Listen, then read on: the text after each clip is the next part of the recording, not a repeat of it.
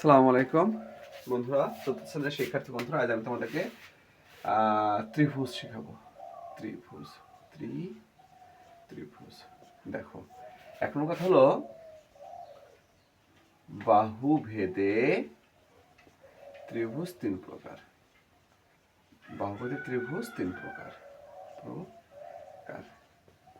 দেখো, এক নম্বর হচ্ছে সমবাহু ত্রিভুজ। সমবাহু ত্রিভুজ সমবাহু ত্রিভুজ কাকে বলে? যে ত্রিভুজের প্রতিটি বাহু সমান, প্রতিটি বাহু সমান, তাকে সমবাহু ত্রিভুজ বলে। সমবাহু ত্রিভুজ বলে। অর্থাৎ যে ত্রিভুজের প্রতিটি বাহু সমান তাকে সমবাহু ত্রিভুজ বলে। এখন দেখো, তোমাকে যদি বলে একটি 6 সেন্টিমিটার একটা ত্রিভুজ, সমবাহু ত্রিভুজ আঁকো, তুমি কিভাবে আঁকবে? দেখো, তুমি প্রথমে স্কেল দিয়ে এখানে 6 সেমি নেবা। কয় সেমি নেবা? 6 সেমি। ঠিক আছে, স্কেল দিয়ে 0 থেকে 6 সেমি নেবা। তারপরে তুমি এইদিকে একটা 6 সেমি নেবা, এদিকে একটা 6 সেমি নেবা। কয় সেমি নেবা? 6 সেমি। ঠিক আছে, আবার এইদিকে আরেকটা 6 সেমি নেবা। এভাবে দেখো, আমি হাত দিয়ে এঁকেছি, আমারটা কিন্তু অত ওই হয়নি, ঠিক হয়নি, কিন্তু তুমি কিন্তু তোমার স্কেল দিয়ে আঁকবা। এইদিকে একটা 6 সেমি নেবা। ঠিক আছে, তাহলে এটা হয়ে যাবে একটা সমবাহু ত্রিভুজ। অর্থাৎ মানে তিনটা বাহুই 6 সেমি 6 সেমি হবে। এখানে লিখে দেবো ক খ ক। ঠিক আছে, অবশ্যই স্কেল দিয়ে সবগুলো বাহুই 6 সেমি 6 সেমি হতে হবে। তাহলে এবং এর বৈশিষ্ট্য আসতে পারে। বৈশিষ্ট্য কি? দেখো, এক, এর 3টি শীর্ষবিন্দু আছে। শীর্ষবিন্দু আছে, অবশ্যই প্রত্যেক ত্রিভুজের 3টে শীর্ষবিন্দু থাকে, তাই না? একটা, দুইটা, 3টা শীর্ষবিন্দু আছে। দুই, এর 3 কোণের যোগফল 180 ডিগ্রি। প্রত্যেক ত্রিভুজের 3 কোণের যোগফল 180 ডিগ্রি। এটা যোগ করলে 180 হয়। ঠিক আছে, প্রত্যেক ত্রিভুজের একই বৈশিষ্ট্য। 3 নম্বরটা হচ্ছে এর প্রতিটি কোণ 60 ডিগ্রি। তার মানে সমবাহু ত্রিভুজের প্রতিটা কোণই 60 ডিগ্রি। এটাও 60 ডিগ্রি, এটাও 60 ডিগ্রি, এটাও 60 ডিগ্রি। ঠিক আছে, এটা হচ্ছে সমবাহু ত্রিভুজ। এরপর তোমাদেরকে দেখাবো 2 নম্বর হলো সমদ্বিবাহু ত্রিভুজ। বাহুপতি ত্রিভুজের 2 নম্বর হচ্ছে সমদ্বিবাহু ত্রিভুজ। 2 হচ্ছে কি? সমদ্বিবাহু ত্রিভুজ। তাহলে যে ত্রিভুজের 2টা বাহু সমান, একই জিনিস, শুধুমাত্র যে ত্রিভুজের 2টি বাহু সমান তাকে সমদ্বিবাহু ত্রিভুজ বলে। অর্থাৎ 2টা বাহু সমান, যে ত্রিভুজের 2টি বাহু সমান, দেখো আমি শুধু কারেকশন করে দিচ্ছি, তাকে সমদ্বিবাহু ত্রিভুজ বলে। তাকে সমদ্বিবাহু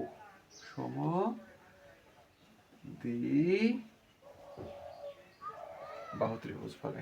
তাহলে এটা আঁকবা কিভাবে? দেখো, ধরো আমি তোমাকে দেখাই দিচ্ছি আর কি। একটা বাহু 5 নিলে, এটা 5 সেমি, তাই না?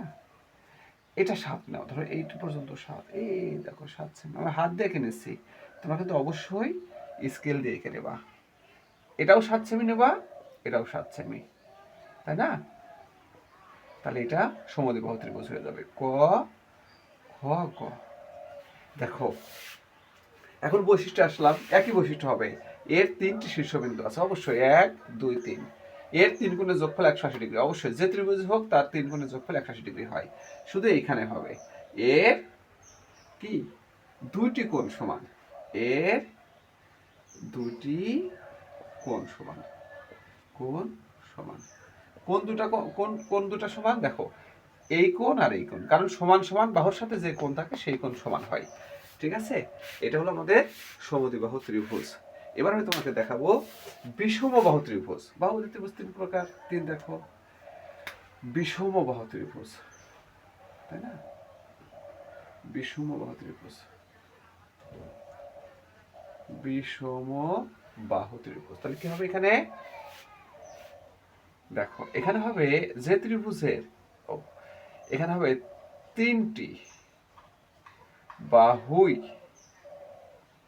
সমান না, সমান না, তাকে বিষমবাহু ত্রিভুজ বলে। যে ত্রিভুজের তিনটা বাহুই সমান না, তাকে বিষমবাহু ত্রিভুজ বলে। তাহলে দেখো, আমরা ধর একটা বিষমবাহু ত্রিভুজ আঁকবো, এটা 7 সেমি নিলাম, তাই না? 7 সেমি। এটা আমি 5 সেমি নিলাম। কয় সেমি? 5 সেমি। এটা একটা নিলেই হয়, এটা 4 নিলাম, 4 সেমি, 4 সেমি। দেখো, অবশ্যই এটা স্কেল দিয়ে আঁকতে হবে। তাহলে এটা বিষমবাহু ত্রিভুজ। দেখো, এর প্রত্যেকটা বাহু অসমান। ধরো ক, খ, গ। এই হলো আমাদের বিষমবাহু ত্রিভুজ। তাহলে বৈশিষ্ট্য কি? একই বৈশিষ্ট্য। এর 3টি শীর্ষবিন্দু আছে, অবশ্যই 1টা 2টা 3টা। এর 3 গুণে যোগফল 180 ডিগ্রি, অবশ্যই ক, খ, গ এর যোগফল 180 ডিগ্রি। তাহলে এখানে আরেকটা বৈশিষ্ট্য কি, যে এর এর 3টি বাহুই অসমান। 3টি বাহু, এর 3টি বাহু সমান না। ঠিক আছে? এই হলো আমাদের কি, বাহুভেদে ত্রিভুজের 3 প্রকার। এবার আমি তোমাকে দেখাবো কোণ ভেদে ত্রিভুজ। কোণ ভেদে ত্রিভুজও 3 প্রকার। কোণ ভেদে ত্রিভুজ 3 প্রকার। দেখো, কোণ ভেদে, কোণ ভেদে, কোণ ভেদে ত্রিভুজ 3 প্রকার।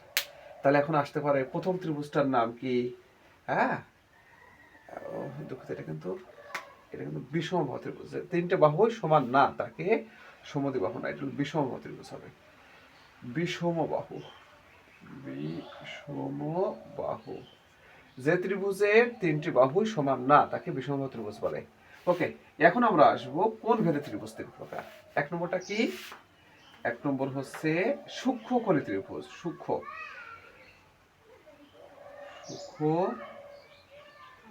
ত্রিভুজ। যে ত্রিভুজের, এখানে ছিল বাহু, এখন তা হবে না, এখন হলো 3টি কোণী। 3টি কোণী, কোণী কি? সূক্ষ্মকোণ, সূক্ষ্মকোণ।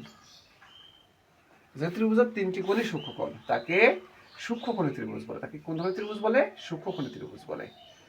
দেখো,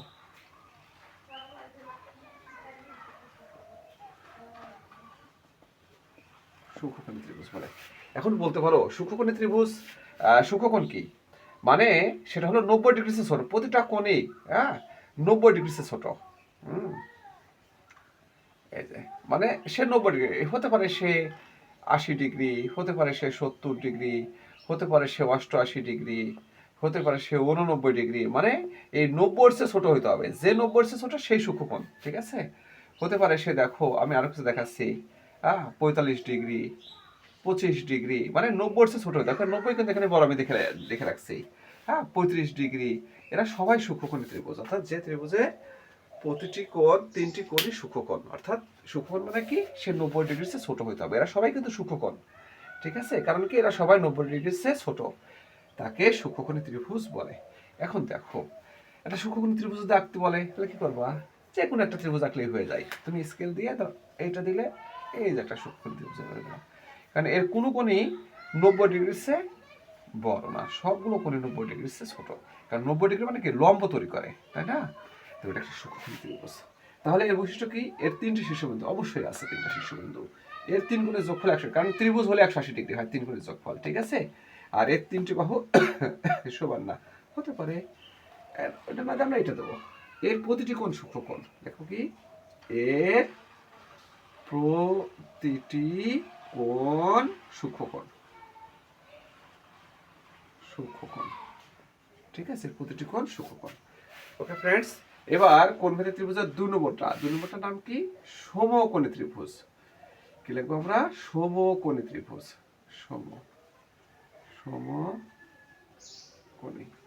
সমকোণী ত্রিভুজ, সমকোণী ত্রিভুজ, সমকোণী ত্রিভুজ কাকে বলে? যে ত্রিভুজের আহ, একটি কোণ, একটি কোণ সমকোণ। একটি কোণকে কি বলা হয়? সমকোণ বলা হয়। সমকোণ, তাকে সমকোণী ত্রিভুজ বলে। তাকে কি বলে? সমকোণী ত্রিভুজ বলে। দেখো আমি কারেকশন করে দিতেছি শুধু। সমকোণী ত্রিভুজ বলে। একটি কোণ কি? সমকোণ। সমকোণ মানে কি? 90 ডিগ্রি।